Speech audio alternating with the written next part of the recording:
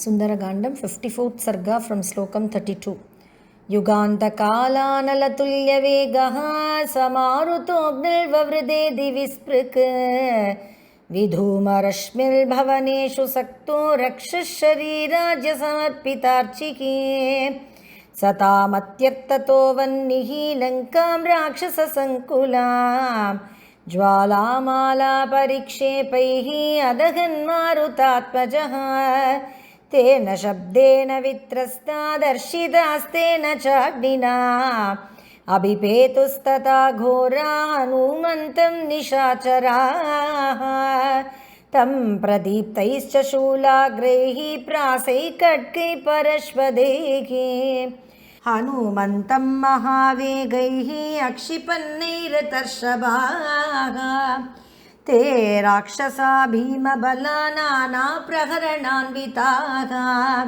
निहत्य च सतां तत्र दिवमेवोत्पपातः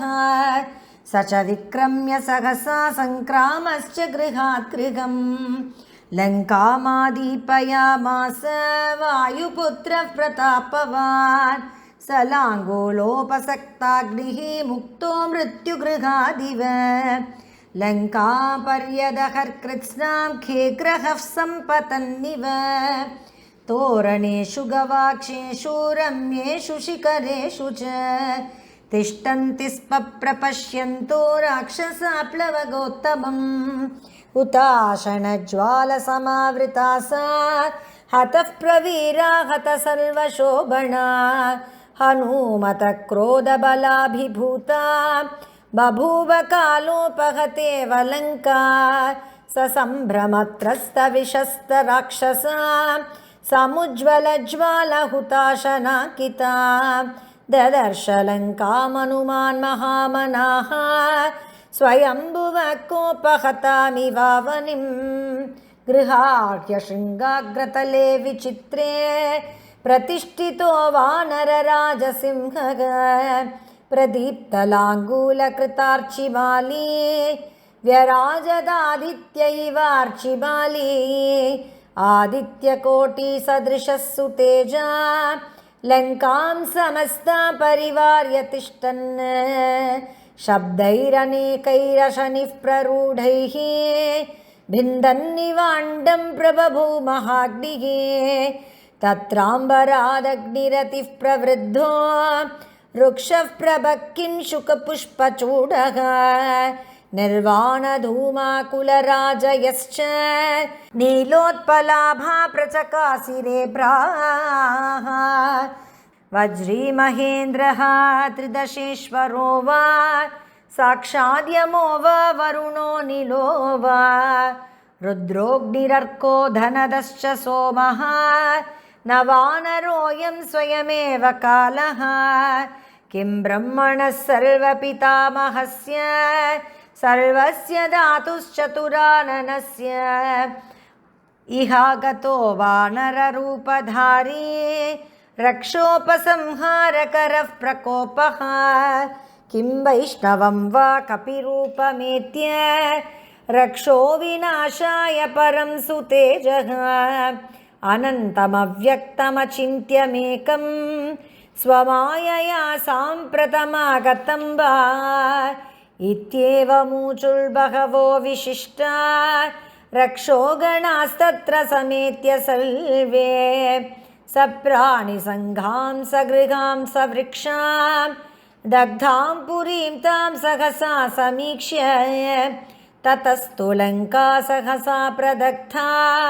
स राक्षसा साश्वरथा सनागा सपक्षिसङ्गा समृगा सवृक्षा रुरोदधीना तुमुलं सशब्दं हा तात हा पुत्रककान्तमित्र हा जीवितं भोगयुतं सुपुण्यं रक्षोभिरेवं बहुधा ब्रुवद्भिः शब्दकृतो घोरतरः सुभीमः हुताशनज्वालसमावृता सा हतः प्रवीरा परिवृत्तयोधा हनूमतः क्रोधबलाभिभूता बभूव शापोपहतेव लङ्का सम्भ्रमत्रस्तविषन्न राक्षसा समुज्ज्वलज्वालहुताशनाङ्किता ददर्श लङ्कामनुमान् महामनाः स्वयम्भुकोपोपहतामिवावणिं बन्त्वा वनं पादपरत्नसङ्कुलं हत्वा तु रक्षांसि महान्ति संयुगे दग्ध्वा पुरीं तां गृहरत्नमालिनीं तस्थौ हनूमान् पवनात्मजः कपिः त्रिकूटशृङ्गाग्रतले विचित्रे प्रतिष्ठितो वानरराजसिंहः प्रदीप्तलाङ्गूलकृतार्चिमाली व्यराजदादित्य इवांशुमाली स राक्षसान्तान् सुबहुंश्च हत्वा वनं च भङ्क्त्वा बहुपादपं तत् विसृज्य रक्षो भवनेषु चाग्निं जगाम रामं मनसा महात्मा ततस्तु तं वानरवीरमुख्यं महाबलं मारुततुल्यवेगं महामतिं वायुसुतं वरिष्ठं प्रतुष्टुवुर्देवगणांश्च सर्वे भङ्क्त्वा वनं महातेजात्वा रक्षांसि संयुगे दग्ध्वा लङ्कापुरीं रम्यां रराजस महाकपिः तत्र देवास गन्धर्वा सिद्धाश्च परमर्षयः दृष्ट्वा लङ्कां प्रदग्धां तां विस्मयं परमं गताः तं दृष्ट्वा वानरश्रेष्ठं हनुमन्तं महाकपिं कालाग्निरिति संचिन्त्य सर्वभूतानि तत्र सुः देवाश्च सर्वे मुनिपुङ्गवाश्च गन्धर्वविद्याधरनागयक्षाः भूतानि सर्वाणि महान्ति तत्र जग्मुः परां प्रीतिमतुल्यरूपा इत्यार्षे श्रीमद् रामायणे वाल्मीकिये आदिकाव्ये सुन्दरकाण्डे 54 सर्गः। श्रीहरये नमः श्रीहरये नमः श्रीहरये नमः। जानकीकान्तस्मरणं जय जय राम राम। परमभागवत आञ्जनेयस्वामी की जय।